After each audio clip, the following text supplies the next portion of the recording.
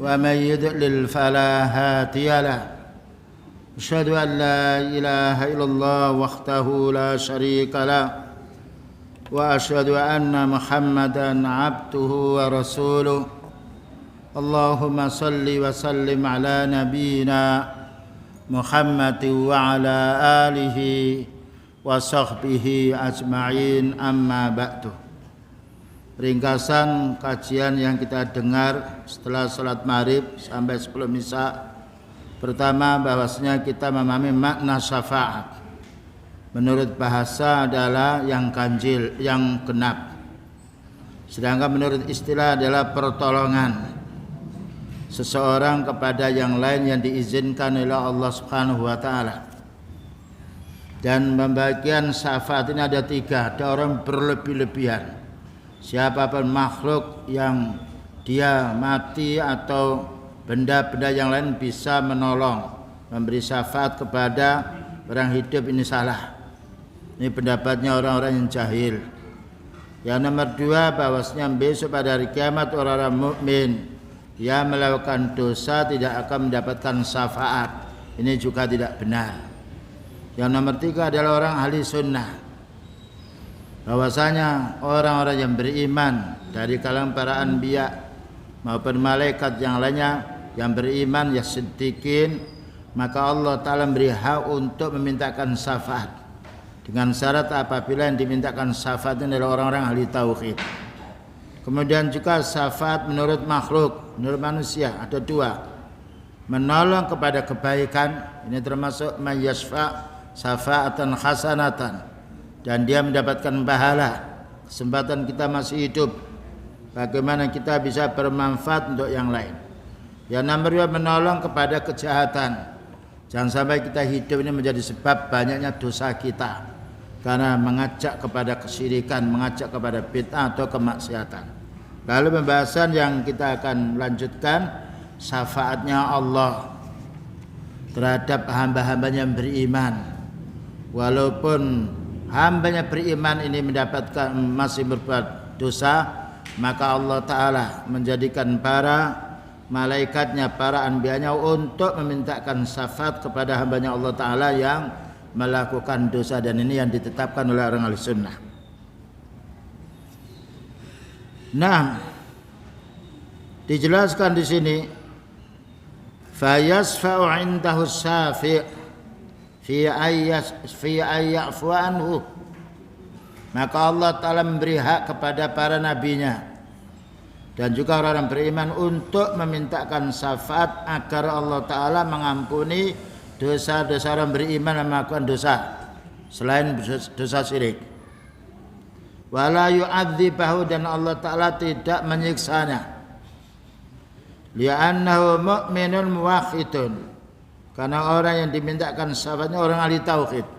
Ini keutamaan orang ahli tauhid. Sekalipun punya dosa yang dosa itu bukan syirik, masih punya hak untuk mendapatkan syafaat dari Allah Ta'ala. Pentingnya kita mempelajari tauhid.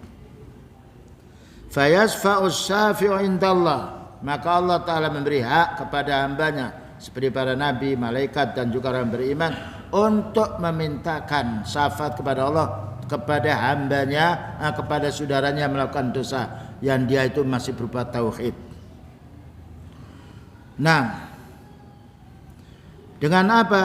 Au fi man dakhala finnar maksiatan fayasfa'u syafi'u indallahi fi ay yukhraja wa yurfa'a bihi al-'adzabu, atau hambanya Allah Ta'ala yang melakukan dosa yang mestinya masuk neraka, tetapi Allah Ta'ala memberi hak kepada hambanya yang beriman, yaitu memintakan ampun dosa orang yang mestinya masuk neraka ini diampuni oleh Allah Ta'ala karena sebab yaitu hamba yang beriman ini memintakan syafaat kepada saudaranya. Makanya upayakan kita bagaimana menjadi orang yang selalu mendoakan baik kepada saudara kita. Terutama apabila saudara kita meninggal dunia, kita doakan Allah maghfirlahu, Allah marhamhu, dan juga seterusnya. Bahkan juga ketika saudara kita masih hidup, kita doakan. Ya. Kita doakan supaya mendapatkan ampunan dan supaya mendapatkan mahfirah, supaya mendapatkan rahmatnya dari Allah Subhanahu wa taala. Ini juga termasuk hal yang dianjurkan di dalam kitab maupun sunnah.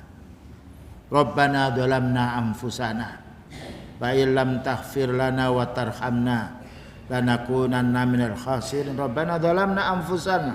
Ya Allah, kami berbuat zalim, kami ini termasuk dirinya, termasuk istrinya pula, anaknya dan juga orang lain. Kita cakup semuanya. Ya Allah, kami ini berbuat zalim. Istri kami, suami kami, anak kami, saudara kami, tetangga kami. Ya maksud, ampuni dosanya ya Allah. Masih kita punya hak. Bagaimana kita bukan hanya istighfar untuk diri kita sendiri, tetapi mintakan ampun dosa saudara kita. Sebagaimana saudara kita senang apabila dimintakan ampun, dan juga kita merasa senang pula apabila kita memintakan ampun dosa untuk diri kita dan juga keluarga dan juga saudara kita. Nah, kemudian juga di sini lakinna syafa'ata indallah bisyartin laha syartani. Tetapi syafaat yang kita peroleh dari Allah Ta'ala, yang Allah izinkan kepada makhluknya, ini ada dua syarat. Pertama, asyaratul awal ayyakuna biidznillah. Ia memintakan syafaat ini harus diizini oleh Allah. Orang kafir tidak bisa mintakan syafaat pada kita. Orang ahli bid'ah tidak bisa. Tetapi harus orang muslim yang ahli tauhid. Itu yang diizinkan oleh Allah Ta'ala untuk memintakan syafaat di sisi Allah kepada saudara yang beriman. Maka orang musyrik tidak bisa mintakan syafaat. Jangankan dia mintakan, dia mendapatkan syafaat tidak, karena kesyirikannya. Demikian juga orang kafir. Fala akhata yasfa'u indallah illa biidnin. Tidak satu pun para anbiya, ya, para malaikat, orang-orang yang jujur dan juga orang siddiqin mendapatkan izin dari Allah Ta'ala syafaat kecuali dengan izin Allah. Fahuwa alladhi ya'dhanu lisyafi'i ayyasfa'. Maka hanya Allah Ta'ala yang berhak memberi syafaat kepada orang untuk menolong saudaranya. Dan tidaklah Allah Ta'ala memberi hak kepada hambanya untuk memintakan syafaat kecuali orang yang beriman. Kecuali orang ahli, yaitu orang yang ahli sunnah. Contohnya Rasulullah SAW punya untuk mintakan syafaat, tapi yang dimintakan syafaat ini orang musyrik tidak bisa. Sekalipun persyaratan ia memintakan syafaat terpenuhi, tapi kalau persyaratan yang dimintakan syafaat tidak terpenuhi, tidak bisa. Bukankah Rasulullah SAW pernah memohon pada Allah, ya Allah, i'dzan li, izinkan aku untuk mintakan ampun dosa ibu saya yang meninggal dunia dalam keadaan syirik, ditolak oleh Allah. Ini menunjukkan perbuatan syirik bahaya. Tidak ada toleran karena syirik menyekutukan Allah dengan makhluk. Berbeda dengan dosa yang lain. Masih ada kesempatan selain daripada dosa syirik. Allah berfirman, wa yaghfiru ma duna dzalika liman yasha. Allah akan mengampuni dosa selain syirik tatkala Allah Ta'ala menghendaki. Jadi ini yang harus kita fahami. Pertama, yang memintakan syafaat harus hambanya Allah Ta'ala beriman, yang ahli tauhid. Dengan dasar ayat dari surat Al-Baqarah 255, man dzalladzi yashfa'u 'indahu illa biidnih. Tidak ada yang bisa memintakan syafaat di sisi Allah Ta'ala kecuali dengan izin Allah. Dan Allah Ta'ala tidak mengizini kecuali hambanya yang ahli iman, yang ahli tauhid. Walaysa kal makhluqil ladzi yataqaddamun nasu lisyafa'ati indahu wa illam ya'dhan. Tidak seperti makhluk, ya, manusia menolong manusia. Bisa juga manusia menolong manusia yang kufur tetapi berdosa, tapi tertolong orang kufur itu. Tetapi syafaat di sisi Allah Ta'ala, hambanya harus orang beriman. Syarat yang nomor 2, syarat yang dimintakan syafaat. Kalau tadi syarat orang yang memintakan syafaat dari Allah Ta'ala, maka orangnya harus beriman, dari ahli tauhid. Tidak boleh orang itu berbuat syirik. Asyartus tsani, syarat yang nomor 2, ayyakunal masfu'u fihi min ahli tauhid ahli iman. Yang dimintakan syafaat ini orang-orang yang ahli tauhid, ahli iman. Kalau orang musyrik tidak bisa. Orang ahli bid'ah yang keluar dari yaitu tauhid tidak bisa. Jangankan mendapatkan syafaat, dipanggil oleh beliau ketika hari mahsyar ada telaka, beliau tidak bisa memanggilnya. Fa anta la tadri ma akhtasu ba'da. Kau Nabi tidak tahu umatmu setelah kamu meninggal dunia mereka melakukan kebid'ahan. Mimman yardallahu anhum, yaitu orang yang diridhai oleh Allah yang dimintakan syafaat. Nah ini persyaratan yang memintakan syafaat harus ahli tauhid, yang dimintakan syafaat terkabulkan harus orang ahli tauhid. Mulianya orang ahli tauhid kaum muslimin wal muslimat. Maka Allah berfirman dalam surat Al-Anbiya nomor 28, wala yasfa'una illa liman irtada. Ya. Tidaklah mereka bisa memintakan syafaat kepada saudara yang beriman kecuali orang ini diridhai oleh Allah.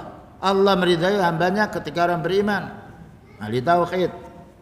Siapa yang ingin nanti memintakan syafaat ibunya untuk ibunya, kepada kerabatnya, kepada saudaranya yang muslim, upayakan mulai sekarang menjadi orang yang ahli tauhid.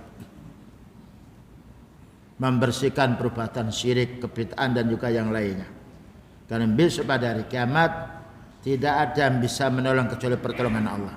Yang kedua, Allah mengizinkan hambanya yang beriman untuk menolong saudaranya yang beriman. Nah, ay radhiyallahu anhum. Maka Allah Ta'ala harus meridai, maka Allah Ta'ala meridai orang yang mintakan syafaat ini. Wa amalahu, dan juga diridai amalnya, diridai pula ucapannya.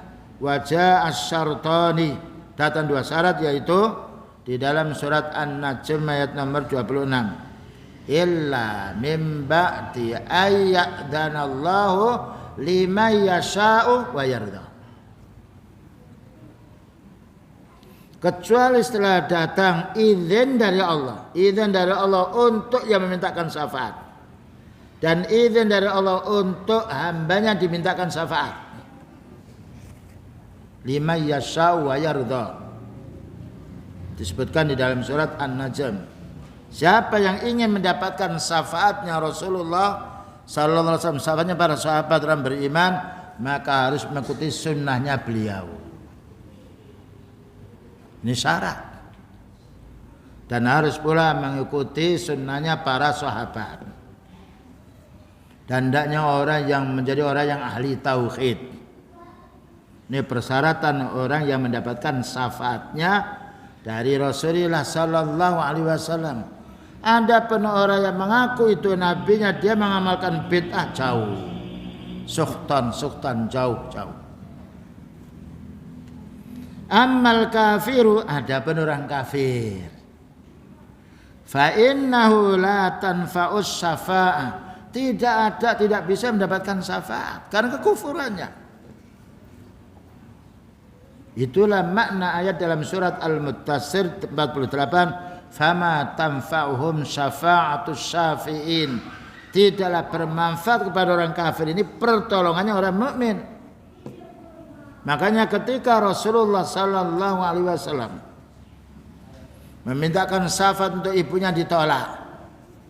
Dan ketika Nabi Ibrahim alaihissalam memintakan syafaat, ayahnya tertolak pula.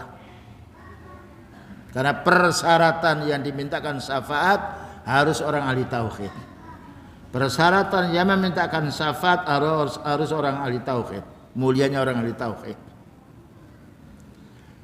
Demikian juga Allah berfirman, orang kafir tidak bisa mendapatkan syafaat, tidak bisa memintakan syafaat, tidak bisa pula menerima syafaat.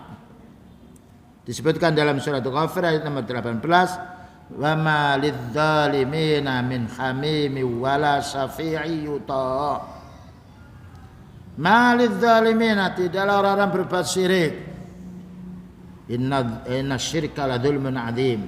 Karena syirik itu kezaliman yang besar. sebagaimana disebutkan di dalam surat Luqman. Tidaklah orang-orang zalim ini yang bicara Allah, tidaklah orang-orang berbuat zalim itu min hamimin, dia mendapatkan pertolongan. Wala syafi'in yuta, tidak ada yang bisa memintakan syafaat. Fas-syafa'atu fil Qur'ani syafa'atan. Maka kesimpulannya syafaat yang disebutkan dalam Quran itu ada dua. Pertama, syafa'atun manfiyah, tidak ada syafaat. Tidak ada syafaat untuk orang kafir. Bahkan untuk orang ahli bid'ah yang menuju kepada kekufuran. Wahiyya, dan inilah yang dinamakan allati intafat surutuha. Ketika tidak terpenuhi syaratnya tidak mendapatkan syafaat. Karena syaratnya yang memintakan syafaat harus ahli tauhid. Sedangkan yang mereka mintakan syafaat orang kafir atau orang musyrik. Yang dimintakan syafaat harus ahli tauhid. Sedangkan yang dimintakan syafaat adalah orang kufar. Wa syafa'atun musbitah, dan ada syafaat yang ditetapkan oleh Allah Ta'ala. Allah beri hak hambanya untuk memintakan syafaat. Dan yang dimintakan syafaat diberi hak, yaitu diantaranya orang mukmin yang bertauhid walaupun punya dosa. Asal dosanya bukan dosa syirik. Karena apabila sudah dosa syirik termasuk orang kafir. Innallaha la yaghfiru ayyushraka bih. Itu ayatnya, Allah tidak akan mengampuni jika disekutukan. Makanya orang Yahudi walaupun dia sholat, walaupun dia membantu orang Islam, walaupun dia berkorban, ikhlas karena Allah. Siam juga, mereka siam pula. Tapi hapus semuanya amal baik yang ikhlas itu karena dia jatuh pada syirik. Waqalatil yahudu Uzair bin Allah. Berkata orang Yahudi, Uzair itu anaknya Allah.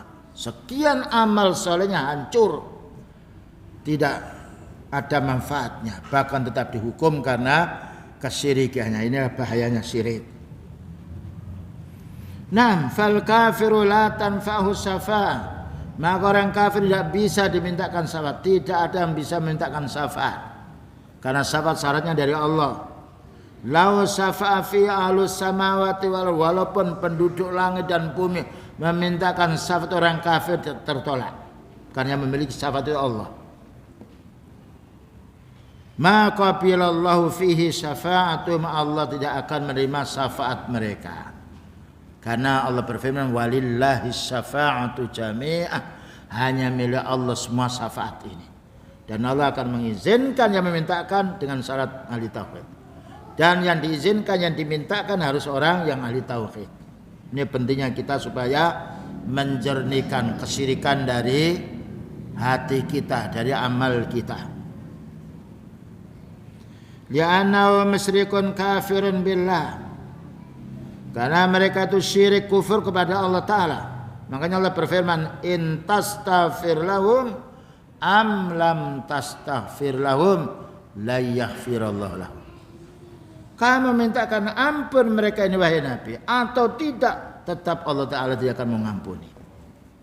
Ini perlunya kita menasihati orang tua kita, menasihati ibu kita, kakek, nenek kita, jangan sampai meninggal dunia dalam keadaan kufur, dalam keadaan syirik. Kalau sudah kufur, syirik, putus hubungan kita dengan orang tua. Ya, sebagaimana Nabi Ibrahim alaihissalam dilarang oleh Allah Ta'ala untuk mendoakan orang tuanya karena orang tuanya musyrik. Demikian juga Rasulullah SAW dilarang oleh Allah Ta'ala mendoakan ibunya walaupun paling sayang terhadap beliau. Namun kufur, syirik, pemisah.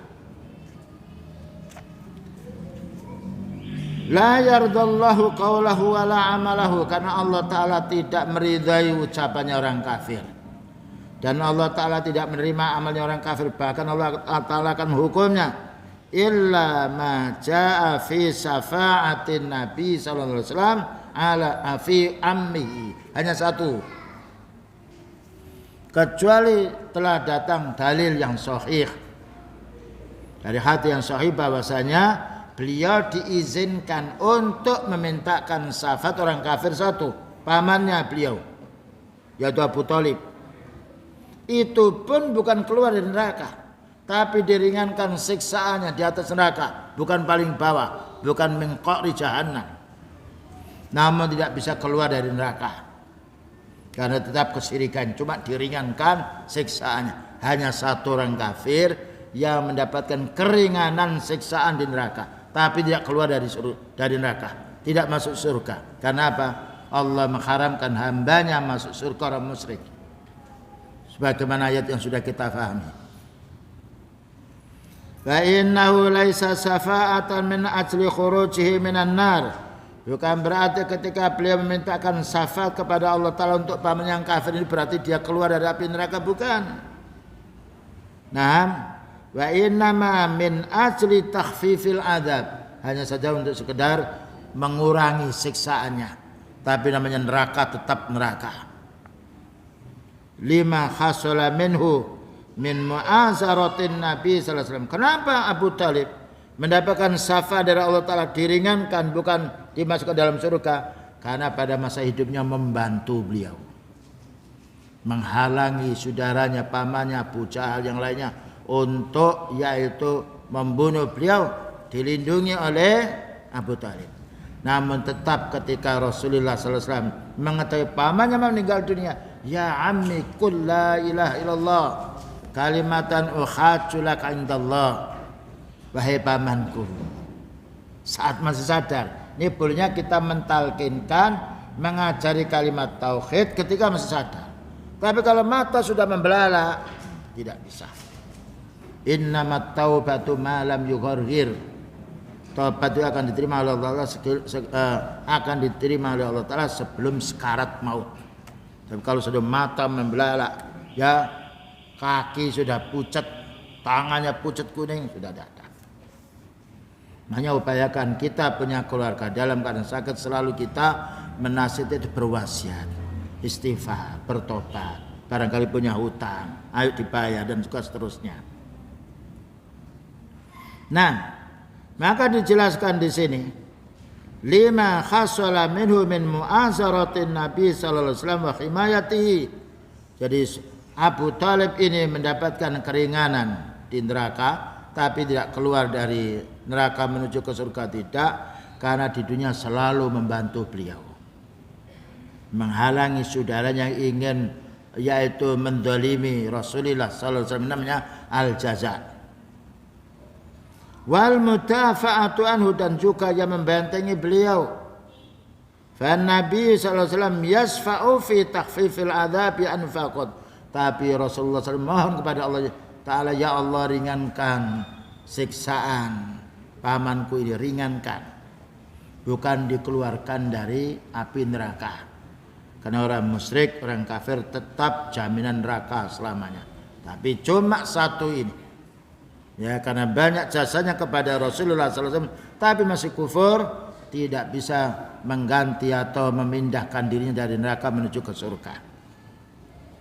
Hadhihi hiya syafa'atus sabitah. Inilah penetapan syafaat yang ditetapkan oleh Allah Ta'ala dalam ayatnya dan juga di dalam hadisnya.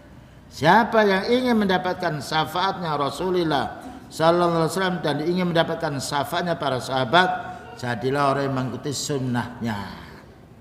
Tentunya tidak mungkin kita akan mengamalkan sunnah ini tanpa mempelajari hadisnya, tanpa mempelajari yaitu akhlaknya beliau. Demikian juga perlu kita mengikuti sunnahnya para sahabat radhiyallahu anhum, yang itu harus kita pelajari dalam kitab. Karena ilmu itu lain dengan rezeki. Bisa orang pinjam duit, pinjam ilmu tidak bisa. Orang mencuri harta banyak, mencuri ilmu tidak bisa. Makanya orang kafir bingung dengan orang muslim. Kenapa? Mau mengambil ilmunya orang muslim tidak bisa. Menyita hartanya bisa. Memenjara bisa, tapi memenjara ilmu tidak bisa. Inilah keutamaan ilmu. Beliau bersabda, al-ilmu bit-ta'allum. Ilmu itu harus dipelajari, tidak bisa digendam dan tidak bisa dicuri, tidak bisa dijual. Minha, di antara syafaat-syafaat yang Allah Ta'ala berikan kepada utusannya, di antara khusus untuk Rasulullah sallallahu alaihi wasallam Ini merupakan kegembiraan untuk kita apabila kita mengikuti sunnahnya beliau. Wa anwa'u, yani apa dikatakan oleh beliau di sini? Anwa'u khassa bin Nabi sallallahu alaihi wasallam. Ada syafaat khusus untuk beliau kepada umatnya. Wa anwa'un mustaraka bainahu wa bain ghairi minal anbiya. Ada yang beliau dan para nabi sama mempunyai hak. Ada yang khusus untuk beliau saja. Ada yang beliau dengan para nabi yang lain. Wal malaikah, ada pula malaikat yang diberi hak oleh Allah Ta'ala untuk mintakan syafaat. Wal afrati, dan juga anak-anak kecil yang meninggal dunia belum balik, matu qablal bulugh, ya, mereka akan datang ketika orang tuanya beriman, ahli tauhid. Allah Ta'ala beri hak anak ini akan datang mencari orang tuanya. Keutamaan orang yang ditinggal mati oleh anaknya yang kecil ketika bersabar orang tuanya dan ketika orang tua istiqomah sampai meninggal dunia. Haulai yasfa'una indallah, maka tiga ini akan memintakan syafaat untuk kita yang beriman. Dimintakan syafaat oleh tiga kelompok. Satu, Rasulullah SAW, dengan syarat kalau kita mengikuti sunnahnya. Yang nomor dua, malaikat para nabi memintakan syafaat pula. Yang nomor tiga, anak-anak yang kecil yang meninggal dunia yang belum balik dan kita menjadi orang muslim. Ini faedahnya, manfaatnya ketika orang itu bersabar, diambil oleh Allah Ta'ala kesayangannya dan dia ridha, maka insya Allah anak yang kecil yang meninggal dunia orang tuanya muslim akan mintakan syafaat. Amma syafa'atul khassa bin Nabi sallallahu alaihi wasallam fihi anwa'. Adapun kekhususan yang Allah karuniakan kepada Rasulullah sallallahu alaihi wasallam berupa syafaat. Satu, syafa'atuhu alaihi salatu wassalam fi ahlil mauqif. Besok ketika pada waktu padang mahsyar orang itu bangkit semuanya dari alam kubur, semua mencari syafaat. Karena panasnya terik matahari 1 mil dari kepala kita. Idtalal mauqifu yaumal qiyamah, lama sekali, bertahun-tahun orang itu menunggu keputusan Allah Ta'ala pada hari kiamat itu. Wastaddal karbu, dan bencana-bencana tiba. Wastaddal zihamu, dan banyak manusia berjejal-jejal ingin mencari pertolongan, ingin mencari syafaat. Wadanis samsu, dan matahari mendekat kita. Minar ru'us, dekat dengan kepala kita. Makanya ada yang keringatnya sampai atas, ada yang keringatnya sampai hidung, ada sampai leher, ada sampai kaki, sesuai dengan amal tauhid yang diamalkan oleh hambanya. Wa hasolal karbul azim, mereka akan menghadapi bencana yang cukup besar, satu sama lain tidak bisa menolong. Wa taqatta'at bihimul asbab, putus hubungan. Yauma yafirrul mar'u min akhi wa ummihi wa abi wa sahibati wa bani likulli imri'in minhum yauma idzin sya'nu yughni. Masing-masing orang mengurusi dirinya. Seorang bapak tidak bisa mengurusi anaknya, seorang istri tidak bisa mengurusi suaminya, seorang anak tidak bisa mengurusi ayahnya. Likulli imri'in minhum yauma idzin sya'nu yughni, masing-masing manusia sibuk dengan dirinya sendiri. Sampai Aisyah mengatakan, wahai Nabi, kalau wanita-wanita itu telanjang besok pada hari kiamat karena khufatan, uratan, ghurlan, bagaimana mereka akan melihat kita, wahai Nabi? Maka dijawab oleh beliau, perkaranya besar ya Aisyah. Tidak seperti gambaran kita ketika kita masih di dunia. Yang bisa menyelamatkan kita dari bala yang besar itu amal soleh. Ketika kita mengikuti sunnahnya beliau, maka beliau mohon kepada Allah, ya, untuk segera diadili hamba-hamba Allah yang beriman supaya dipisahkan dari hamba Allah yang kufur. Ini namanya syafa'atul udma. Segera diadili siapa yang beriman mendapatkan kenikmatan dan siapa yang kufur tetap mendapatkan siksaan. Inilah perlunya kita mengikuti sunnahnya Rasulullah Sallallahu Alaihi Wasallam. Nah, wa man yasfa' lahum li faslil qada yuriduna man yasfa' lahum li faslil qada bainahum wa sarfihim min hadzal mauqifi imma ilal jannati wa imma ilan nar.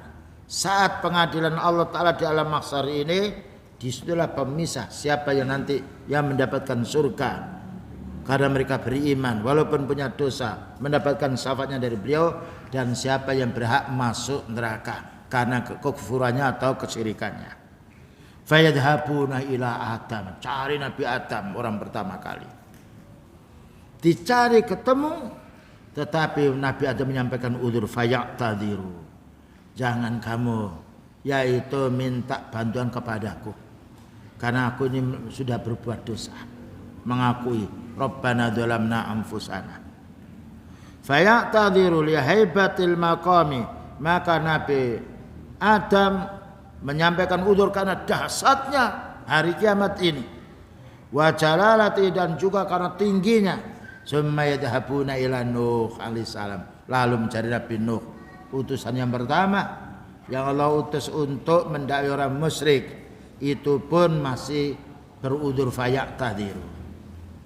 Karena apa? Karena beliau yaitu berdoa, ya Allah, hancurkan semuanya orang kafir, jangan kau beri hidup di dunia ini. Itu alasan beliau. Summa yadhabuna ila Musa, kemudian pergi kepada Nabi Musa kalimullah, yang dijuluki oleh Allah Ta'ala kalimullah, wa kallamallahu Musa taklima. Fayaqtadiru, menyampaikan udzurnya karena pernah membunuh orang tanpa berbuat dosa. Summa yadhabuna ila Isa. 5 nabi ini ulul azmi dicari oleh kita semuanya nantinya, tetapi menyampaikan udzur, menyampaikan tidak menyampaikan udzurnya. Summa yadhabuna ila Muhammadin sallallahu alaihi wasallam, semuanya umat ini lalu datang kepada Rasulullah sallallahu alaihi wasallam, fayaqulu ana laha, subhanallah, saya nanti yang memintakan syafaat di sisi Allah Ta'ala, dengan syarat orang dimintakan syafaat umatnya yang beriman, bukan umatnya musyrik.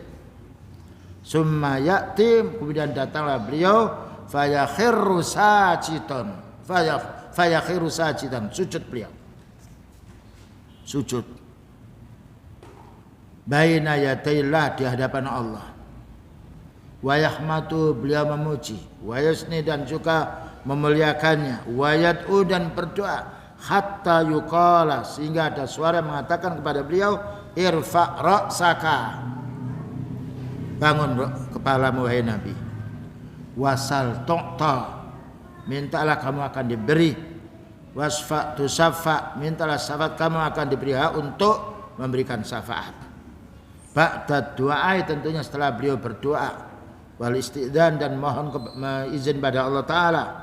La yasfa'u basaratan, tidak bisa beliau langsung beri syafaat, namun menunggu setelah mendapatkan li faslil qada, ketika sudah dipisahkan manusia ini dari yang beriman dan dari yang kafir, baru Allah Ta'ala memberi hak kepada Rasulullah sallallahu alaihi wasallam untuk memintakan syafaat. Nah, inilah ya ikhwah yang dapat disampaikan. Pentingnya kita kembali kepada sunnahnya beliau, ya. Mumpung kita masih ada waktu untuk memperbaiki diri, masih ada waktu kita untuk istighfar, untuk bertobat, masih ada waktu untuk kita meningkatkan amal, karena kita tidak tahu kapan kita mati. Kesempatan yang baik ini bagaimana kita musabaqatun fil khair, berlomba-lomba dalam urusan kebaikan. Wasari'u ila mahfiratin mir rabbikum wajana, bersegera kita untuk meminta ampun pada Allah Ta'ala dan bersegera untuk beramal soleh agar mendapatkan surganya. Baik, barangkali ada pertanyaan, silahkan. Waalaikumsalam.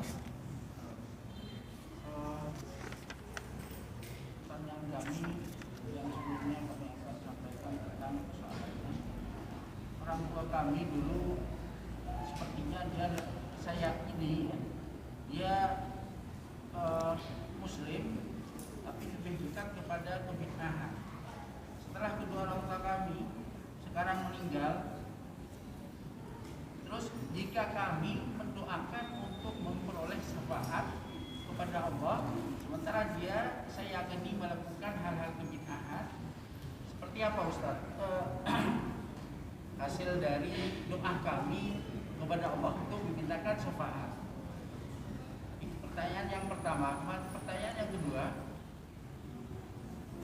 bagaimana dan apa sebetulnya perbedaan antara syafaat dan rahmatnya Allah, baik secara harfiah maupun makna leksikalnya, makna globalnya maksud kami.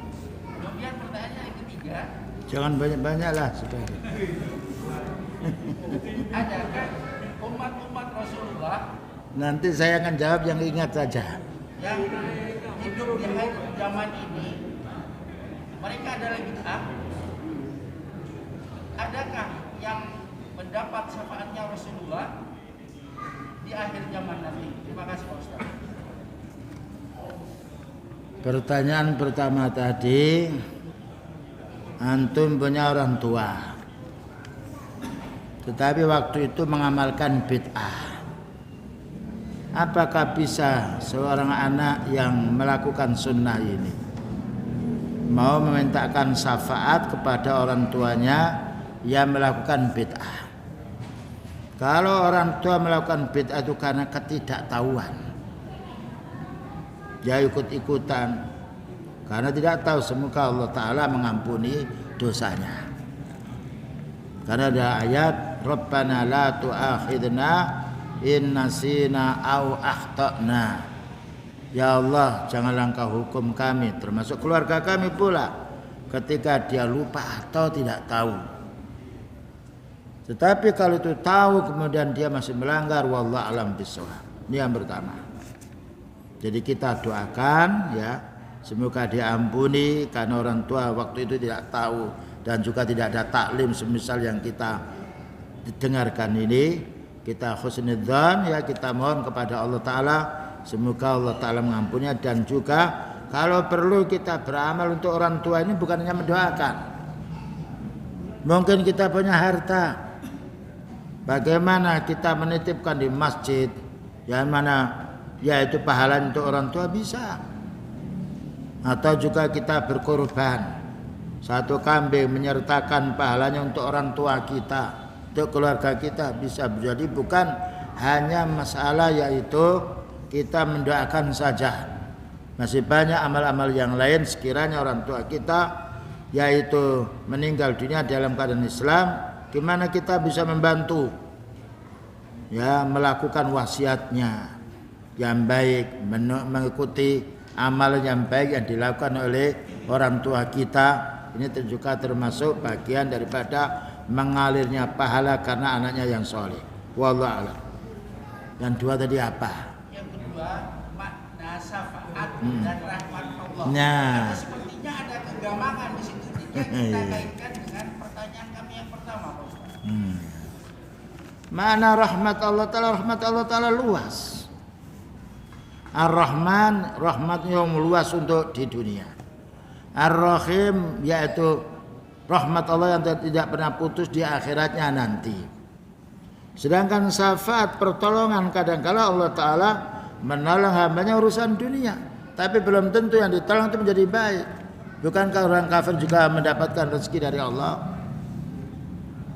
Kalau sudah rahmat ini kekhususan, ya, rahmat ini untuk hamba-hambanya yang beriman.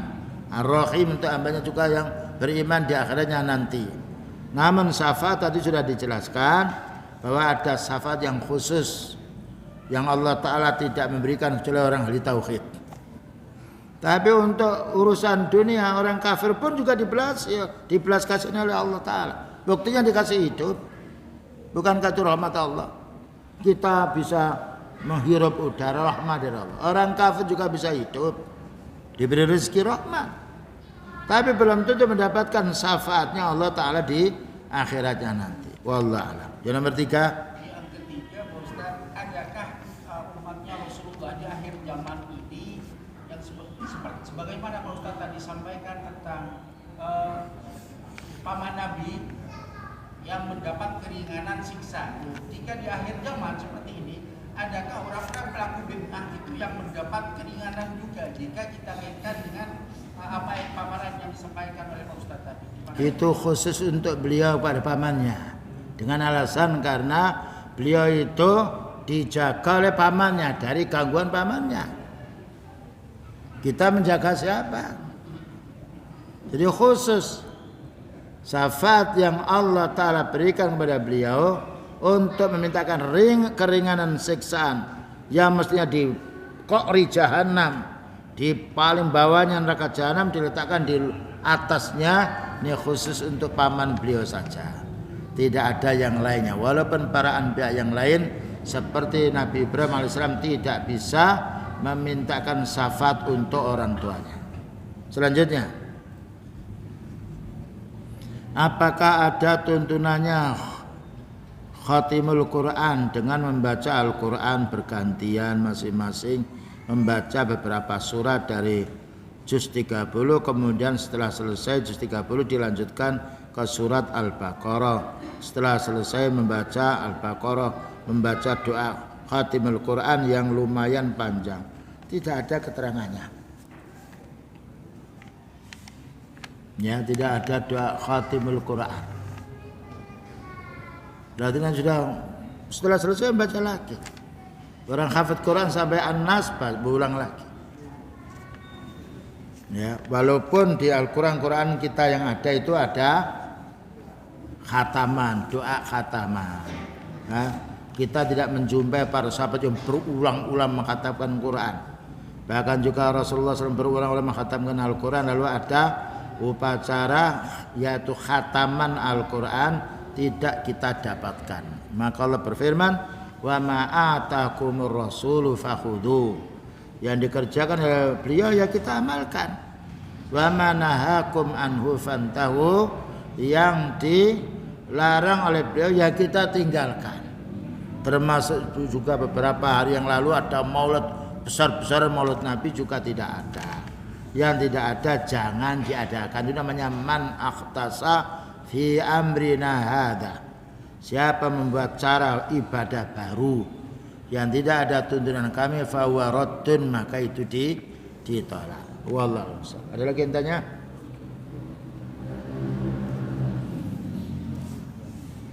Ya. Waalaikumsalam.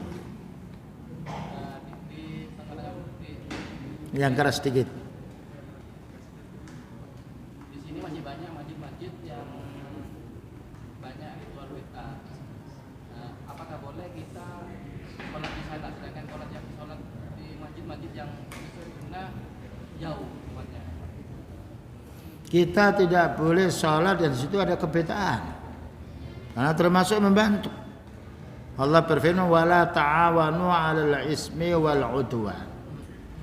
Janganlah kamu tolong-menolong dalam urusan perbuatan keji dan permusuhan, kecuali kalau kita tidak tahu di situ banyak kebedaan.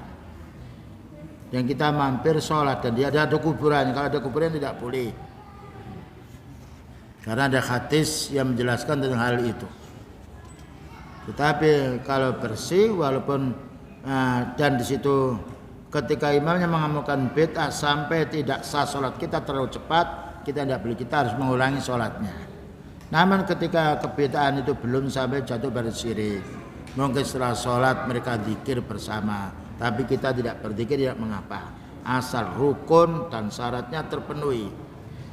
Nah, tetapi kalau kita menjumpai masjid yang ahli sunnah, tidak mengapa kita pergi lebih jauh, karena hati kita lebih tenang.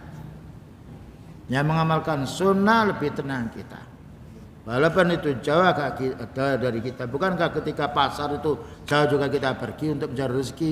Bagaimana dengan mencari pahala? Namun jika masjid yang dekat dengan kita sunnah, kita tidak perlu cari yang jauh.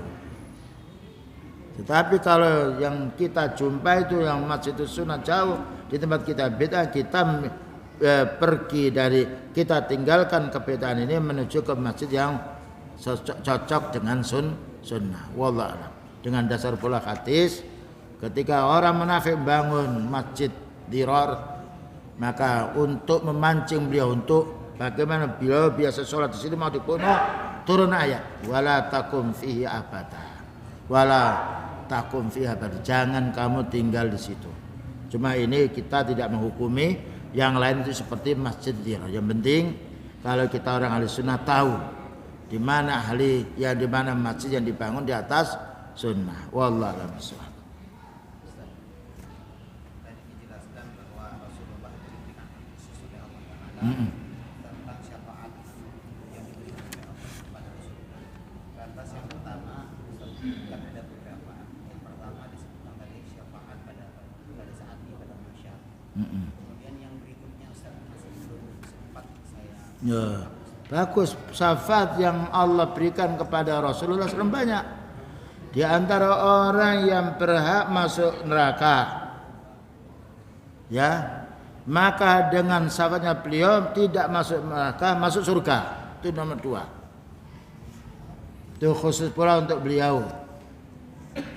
Dan juga syafaat yang orang itu mestinya masuk surga tingkatan tertentu lalu mendapatkan syafaat beliau, maka naik kepada tingkatan surga yang lebih tinggi. Ini diantara kekhususannya beliau. Syafaatun fi al-jannah ayadkhulul jannah. Ya, orang yang sudah punya hak masuk surga dimintakan oleh Allah, dimintakan oleh beliau agar segera untuk masuk surga, masuk. Demikian juga syafaatul ahli surga bi ayyar fa'allahu manazilahum. Orang itu mestinya masuk surga, tapi Allah Ta'ala angkat derajatnya. Karena surga itu banyak tingkatannya. Ada surga Aden, ada surga Naim, ada surga Al-Firdaus. Paling puncaknya surga. Ya, itu diantaranya syafaat khusus untuk beliau sallallahu alaihi wasallam. Adapun syafaat untuk yang lainnya banyak sekali. Di antaranya syafaat beliau dan juga para nabi yang lain ketika umatnya yang muslim melakukan dosa besar, diampuni oleh Allah Ta'ala dengan dimintakan syafaat oleh mustarak, berserikat antara beliau dan juga para anbiya yang lain, juga para malaikat maupun orang-orang yang beriman. Itu namanya syafaat untuk ahli kabair min ummati Rasulillah sallallahu alaihi wasallam. Dan juga yang khusus pada beliau tadi diantaranya syafaat untuk diringankan siksaan pamannya Abu Thalib ketika dia pada waktu masa hidupnya membantu Rasulullah sallallahu alaihi wasallam. Wallahu a'lam. Yang lain.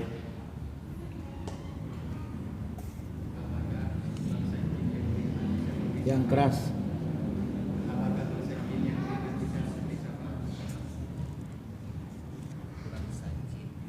Apakah bangsa jin yang beriman dapat memberi syafaat? Allah Ta'ala berfirman wa annahu kana Allah Ta'ala berfirman wa inna minnal muslimuna wa minnal qasitun.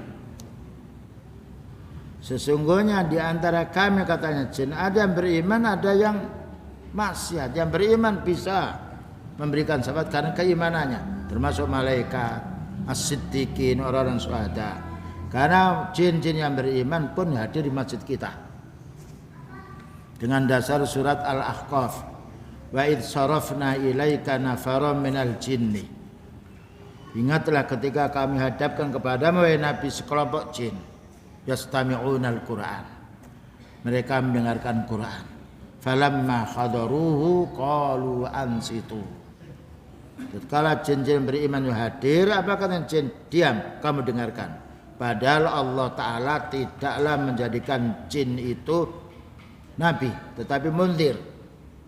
Namun Allah Ta'ala menjadikan jin yang beriman ridha, dia mendengarkan taklimnya Rasulullah sallallahu alaihi wasallam, bahkan juga bergabung pula dengan orang-orang yang beriman. Wallahu a'lam bishawab. Jadi bisa memintakan pula seperti malaikat, memintakan syafaat. Nah, yang lain. Baik, surah Aina. Iya. Iya. Penerus di sini adalah arti yang seperti berlari estafet gitu Ustaz. Jadi pakai tongkat, yang dari berlari 1, 2, 3 itu tongkatnya sama. Apa penerus model bangunan yang bangunannya belum selesai bahan bangunan itu berbeda. Ini saya asumsikan dengan timbulnya perbedaan-perbedaan karena dilihat para ulama sebagai contoh nyata mengenai kunut subuh tadi. Sebagian ulama mengatakan itu sunnah dan sebagainya mengatakan Baik. Beliau bersabda al-ulama'u warasatul anbiya. Namanya ulama itu harus mengambil dari Nabi. Jadi warasah itu mewarisi. Seorang tua ketika meninggal dunia, anak mewarisi harta. Harta yang dimiliki oleh orang tua ini yang diambil oleh anaknya. Maka al-ulama, orang yang ilmu itu harus mewarisi Nabi sallallahu alaihi wasallam, mewarisi amalnya, bukan mewarisi hartanya. Karena beliau meninggal dunia tidak meninggalkan harta, mewarisi ilmunya, sabdanya, mewarisi pula akhlaknya. Itu maknanya al-ulama'u warasatul anbiya. Kalau ada mengaku ulama dia tidak mengikuti sunnahnya beliau, bukan ulama. Karena al-ulama warasah, mewarisi, mengambil ilmunya. Para sahabat warasatul anbiya. Para tabi'in ahli sunnah warasatul anbiya. Ahli hadis warasatul anbiya dia. Karena mereka mengambil dari Rasulullah sallallahu alaihi wasallam hadis yang sahih, diamalkannya, disebarkannya. Bukankah beliau menyebarkan Al-Qur'an? Ya, menyebarkan Al-Qur'an berarti pengikutnya beliau. Ya, menyebarkan sunnah beliau berarti dia pengikutnya beliau. Makanya Allah Ta'ala beritahu, qul in kuntum tuhibbunallaha fattabi'uni. Kalau kamu hai orang yang beriman mencintai Allah Ta'ala, ikutilah sunnahku. Jadi itu makna al-ulama warasatul anbiya. Karena ulama itu ada dua, ada ulama su', ada ulama yang keji, yang memerintahkan kemaksiatan, dan itu akan keluar di akhir zaman. Yang mana mengatakan bahwa beliau mengatakan akan muncul nanti du'atun ala abwabi jahannam, akan muncul di akhir zaman dai-dai yang mengajak manusia ke neraka jahannam. Maka sahabat Hudzaifah menanya, sifhum lana ya Rasulullah, terangkan kepada kami siapa itu wahai Nabi para dai kok mengajak manusia ke neraka jahanam. Jadi tidak mesti dai itu mengajak kepada surga. Dan itu fakta yang kita buktikan. Kalau antum mau melihat YouTube yang lainnya, berapa banyak mengaku Nabi, mengatakan Allah tidak ada. Itu kelompok Jahmiyah. Jahm mengatakan Allah tidak punya sifat, Allah tidak punya nama, berarti tidak ada. Itu prinsipnya Jahm bin Safwan yang disembelih oleh khalifah ketika pada waktu hari kurban. Ya. Jadi ulama dijelaskan oleh beliau yaitu orang yang kembali al-ulama warasatul anbiya. Innama yakhshallah min ibadil ulama, itu ayatnya. Yang takut kepada Allah Ta'ala dari mengamalkan kesyirikan, dari mengamalkan bid'ah itu adalah orang punya ilmu. Dan dia mengatakan nanti akan du'atun ala abwabi jahannam, akan muncul para dai menyeretkan manusia ke neraka jahanam. Beliau Hudzaifah menanya, sifhum lana ya Rasulullah, jelaskan kepada kami wahai Nabi siapa itu. Hum min jildatina wa yatakallamuna bi alsinatina. Mereka itu orang yang mengaku muslim, ya, bicara dengan bahasa Arab, loh, ya. Tetapi mereka memalingkan makna. Nah, itu. Hum min jildatina wa yatakallamuna bi alsinatina. Jadi mereka itu mengaku orang muslim, bicara pula dengan bahasa Arab, tetapi mereka membolak-balikkan dalil. Makanya kita harus selalu waspada kepada siapa kita mendengarkan nasihat itu. Bukan hanya semuanya orang yang menyampaikan ayat, tetapi kita pilih orang-orang yang istiqamah, yang merujuk kepada kitabnya para ulama sunnah. Saya rasa cukup. Wassallallahu alaihi Muhammadin wa ala alihi wasallam. Subhanakallahumma bihamdika asyhadu an la ilaha illa anta astaghfiruka wa atubu ilaik. Walhamdulillahirabbil alamin. Wassalamualaikum warahmatullahi wabarakatuh.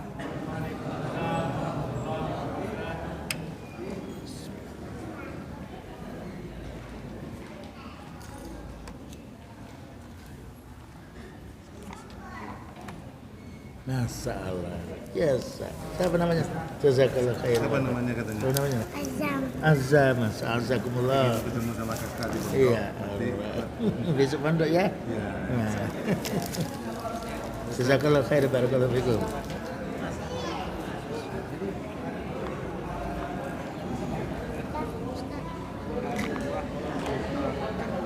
Erwin boleh. Ya, tiket saya.